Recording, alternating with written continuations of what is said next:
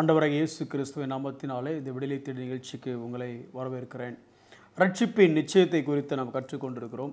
குறிப்பாக இந்த உலகத்தில் ரெண்டு எக்ஸ்ட்ரீம் கிறிஸ்துவ உலகத்தில், ஒன்று ரட்சிப்பை இழந்துருவ கவனமாக இரு அப்படின்னு சொல்லி ஒரு மிரட்டுகிற துணியிலே ஒரு குரல் கேட்குது. இன்னொரு குரல் ரொம்ப அசால்ட்டாக, அதாவது என்ன ரட்சித்த, அதான் ஆண்டு ரட்சித்துட்டார்ல, அப்புறம் நீ வாழ்கிற வாழ்க்கையை வாழ், அதெல்லாம் பரலோகத்துக்கு போயிடலான்னு ஒரு பக்கம் அலட்சியமான ஒரு குரல்.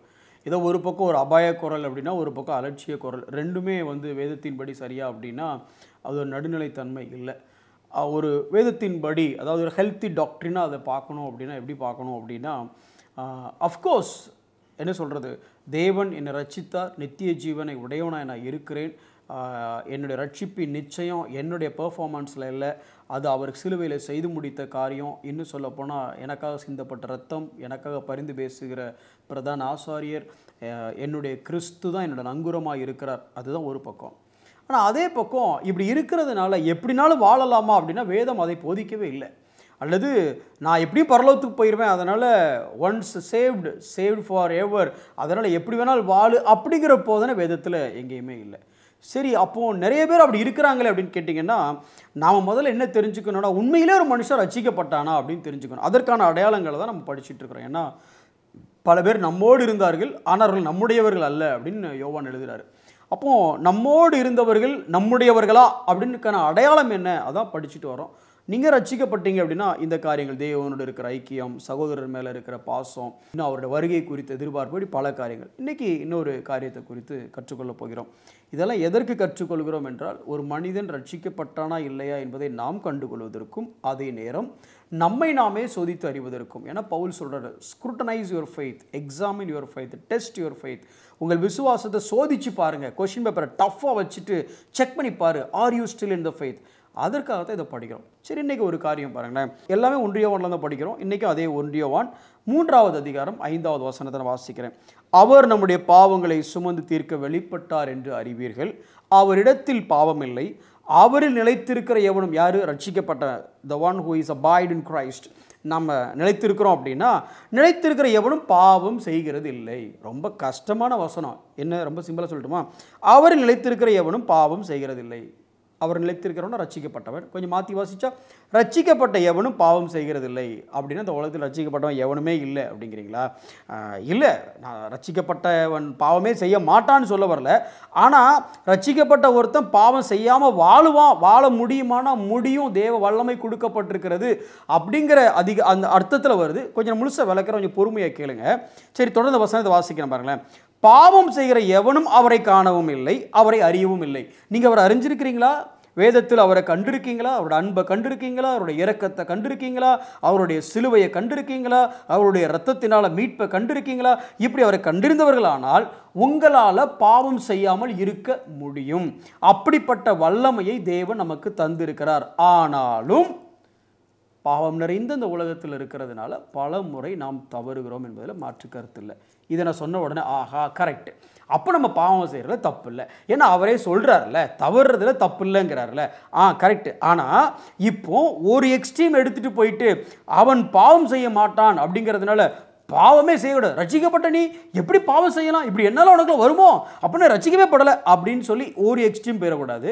அல்லது இன்னொரு எக்ஸ்ட்ரீம் போயிட்டு ரட்சிக்கப்பட்டவன் பாவம் செய்யாமல் அப்படியே இருக்க முடியாது பிரதர், பாவம் நிறைஞ்ச உலகத்தில் இருக்கிறோம், அதனால் அப்படியே அதெல்லாம் அட்ஜஸ்ட் பண்ணி போய்க்கிறோம், இந்த பக்கம் போயிடக்கூடாது. அப்போ வேதம் நமக்கு என்ன கற்றுத்தருகிறது? ரொம்ப சிம்பிள். பாவம்னா முதல்ல உங்களுக்கு என்னன்னு புரியணும். யோவானை பொறுத்த வரைக்கும் பாவம் எதை சொல்கிறான்னு புரியணும். சரி, முதல்ல வாசிக்கிறேன் பாருங்களேன். இதே இதில் 1 யோவானில் இந்த 3வது அதிகாரத்தில் 4வது வசனம் பாருங்களேன். பாவம் செய்கிற எவனும் நியாயப்பிரமாணத்தை மீறுகிறான், நியாயப்பிரமாணத்தை மீறுகிறதே பாவம். யோவானை பொறுத்த வரைக்கும் இங்கே எந்த பாவத்தை பற்றி பேசுகிறாருன்னா, நியாயப்பிரமாணத்தை மீறுகிறதே பாவம். இப்போ நான் உங்கள்கிட்ட பாவம் என்ன கேட்டேன்னு சொல்லுவீங்க? குடிக்கிறது, உபச்சாரம் பண்ணுறது, வேசித்தனம் பண்ணுறது, இல்லை விக்கிரக ஆராதனை, இதெல்லாம் பாவம்தான். இதெல்லாம் பாவங்கள் அப்படிங்கிற லிஸ்ட்டில் சேர்த்துக்கலாம். ஆனால் அவர் சொல்கிற பாவம் எதுன்னா, நியாய பிரமாணத்தை மீறுகிறதே பாவம். அப்படின்னு என்ன சார்? நியாய பிரமாணம் என்பது தேவனுடைய சித்தம், தேவனுடைய விருப்பம். ஒரு மனிதன் எப்படி வாழ வேண்டும் என்று தேவன் கொடுத்திருக்கிற ஒரு நியமனம் தான் நியாயப்பிரமாணம். இதை செய்யாமல், தேவனுடைய சித்தத்தின்படி செய்யாமல் தன்னுடைய சித்தத்தின்படி செய்ய ஆரம்பிக்கிறான் பார்த்தீங்களா, இதுதான் பாவம். சரி, இதுக்கும் நம்ம மெசேஜுக்கு என்ன சம்பந்தம்? கொஞ்சம் கவனமாக கேளுங்க, இன்னும் கொஞ்சம் ஆழமாக சொல்கிறேன் பாருங்களேன். பைபிளில் நிறைய விஷயத்த பாவம்னு சொல்லுது. ஒரு சில விஷயத்தை வாசிக்கிறேன் பாருங்கள். ரோமர் 14வது அதிகாரம் 23ஆம் வசனத்தை நீங்கள் வாசிச்சிங்கன்னா, விசுவாசத்தினால வராத எல்லாம் பாவம், டெஃபினிஷன் 1.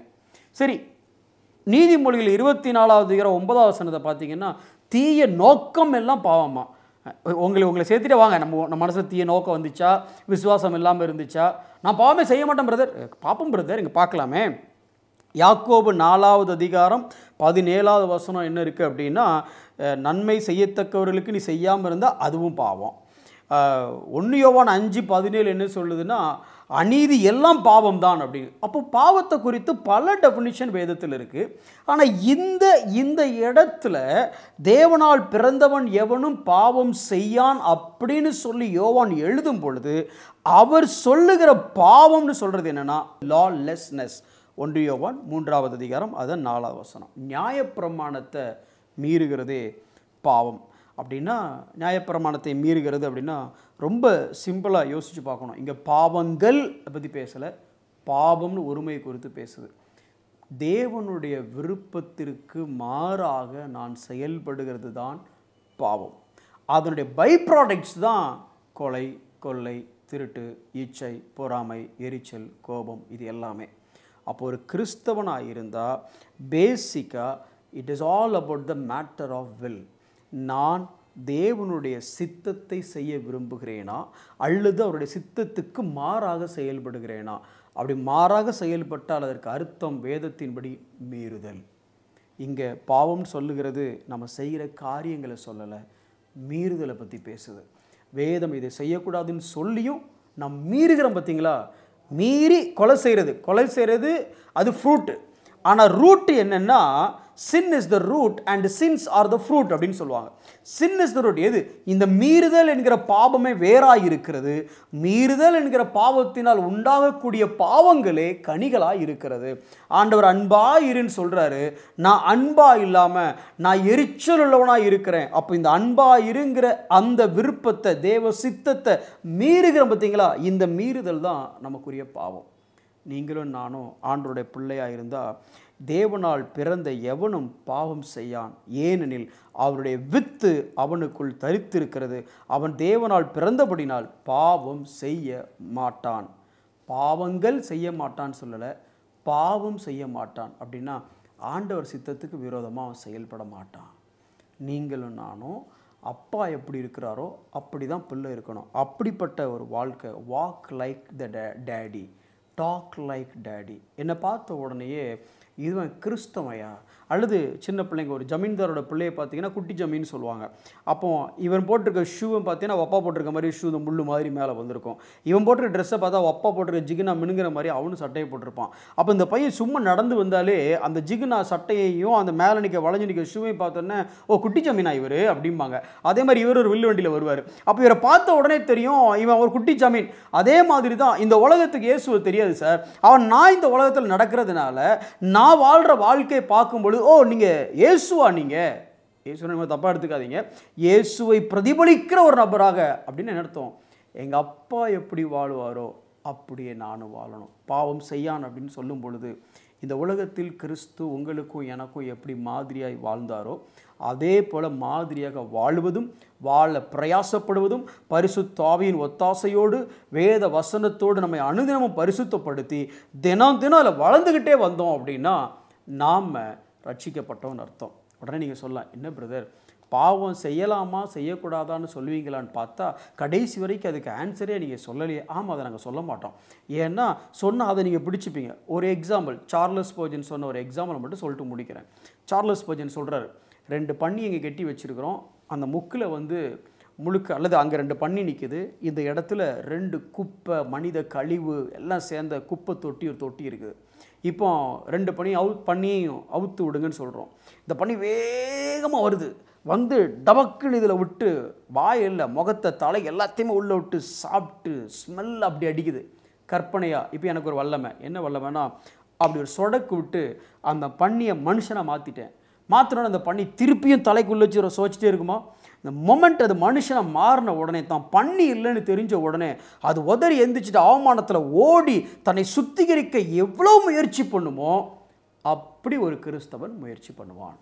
அதாவது நீங்களும் நானும் கிறிஸ்துவுக்குள்ள இருந்தால் புது சிருஷ்டியாக இருக்கிறோம். பண்ணி மாதிரி பாவத்தில் இருந்தோம், இப்போ மனுஷன் மாதிரி பரிசுத்தவான அவர் மாற்றிட்டார். எப்பாவது ஒரு முறை அந்த மாதிரி சாக்கடையில் விழுந்தோம் அப்படின்னா திருப்பி குப்புறப்படுத்து விழுந்து என்ஜாய் பண்ண மாட்டோம் சார். எப்போ என்ன சுத்திகரிக்கலாம்? பாவம் ஒருவனுக்கு சந்தோஷத்தை கொடுத்தால் அவன் பாவி, பாவம் ஒருவன் சந்தோஷத்தை கெடுத்தால் அவன் பரிசுத்தவான். பாவி சந்தோஷத்துக்காக பாவம் செய்கிறான், பரிசுத்தவான் பாவம் செஞ்சதுனால சந்தோஷத்தை இழக்கிறான். அப்படிப்பட்ட உணர்வுக்களை நீங்கள் இருந்தீங்கன்னா நீங்களும் நானும் ரட்சிக்கப்பட்டிருக்கிறோம்.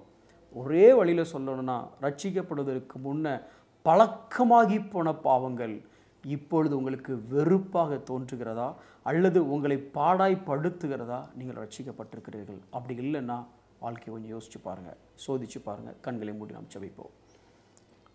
அன்புள்ள ஆண்டவரே, பாவம் பாரா பரிசுத்தர் நீர்.